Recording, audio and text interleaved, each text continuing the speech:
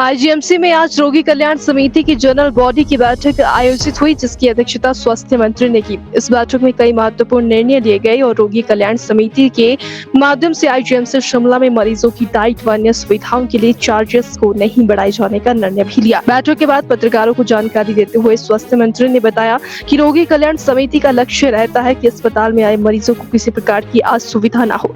इसलिए आज हुई बैठक में विभिन्न विषयों पर चर्चा कर समिति के तहत किसी भी प्रकार के दाम या चार्जेस को नहीं बढ़ाने का निर्णय लिया गया है। जहाँ तक आरकेएस का ताल्लुक है, ये बहुत महत्वपूर्ण भूमिका निभाती है और सब प्रकार के रोगी कल्याण समिति का मतलब ही ये है कि भाई हमारे पेशेंट्स को किस प्रकार की कोई समस्या ना हो, उनके लिए जैसे मैं आपको बता दूं, मैं आप से पूछ रहा था कि भाई कुछ इनके लिए कितना खर्च कर रहे हैं, तो मैंने देखा कि 2.5 crore, that's what I on the diet to all the patients at subsidized rate of fees 15 fees per day.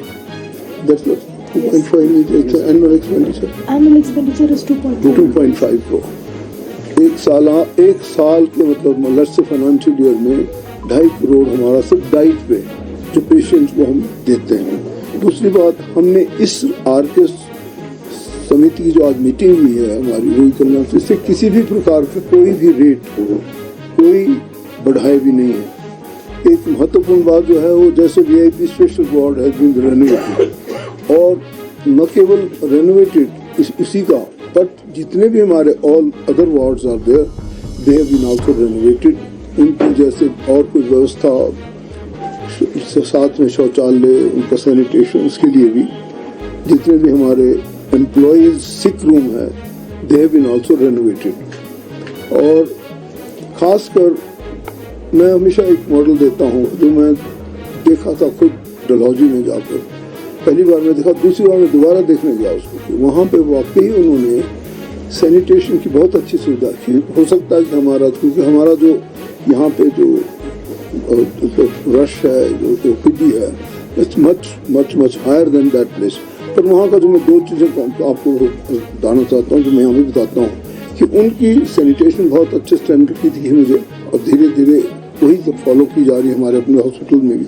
और दूसरी चीज़ भी, कैसे रोगी को आने पे ऐसे उसको हम रिसीव करते हैं, उसको ये महसूस ना हो कि मैं घूमता हूँ मुझे कोई बताए ना, वो चीज़ें फॉलो की जा रही है। और वो वही चीज़ें, ताकि उसको पता हो मैंने कहाँ जाना है, किस डॉक्टर के पास जाना है, मेरी ये प्रॉब्लम है, वो होता है हमारे स्वागत कक्ष चाहे section whatever you call it. एक lab has been renovated as a sort of modular lab है, मॉड्यूलर लैब। भाई एक अपने पास ही कई बार आपने देखा होगा कि लैब की बहुत समस्या है, आजकल के दुनिया भर के रोग पैदा हो गए, कभी पता भी नहीं लगता किस रोग का। तो ये जो लैब की फैसिलिटी हम धीरे धीरे इतनी अच्छी बनाना चाहते हैं कि अगर चाहा, जो हमारे माननीय मुख्यमंत्री महोदय का जो सपना है वो ये है कि हम इन फैसिलिटीज़ को जो हमारे 69 आदर्श स्वास्थ्य संस्थान है उन तक ले जाएं, और उन तक ले जाएंगे तब जबकि हमारे पास ये सब सुविधाएं होंगी। सारे सब सॉर्ट ऑफ जितने भी हमारे surgeon, medical assistant, gynaecologist, anaesthetist and all 5-6 जितने भी जरूरी जो विशेषज्ञ हैं वो उन स्थानों पर पहुँचें, और लैब फैसिलिटी भी वहाँ ये इम्प्रूव करके दी जाए, ताकि लोगों को यहाँ दौड़ना पड़े। और लैब की जो फैसिलिटी जब उतनी नज़दीक चली जाएगी हमारे गाँव में और पेरिफेरी के क्षेत्रों में, तो लोगों को सुविधा मिलेगी। इसलिए भी हम ये सुविधा धीरे धीरे फैला रहे हैं। 128 slice CT scan machine, which is amounting to about 7 crore, will be made fully functional within a week. That's what that's our target. Testing stage. Within a week, we shall start all this testing also. New digital X-ray machine amounting to 1.5 crore will be made fully functional within a week.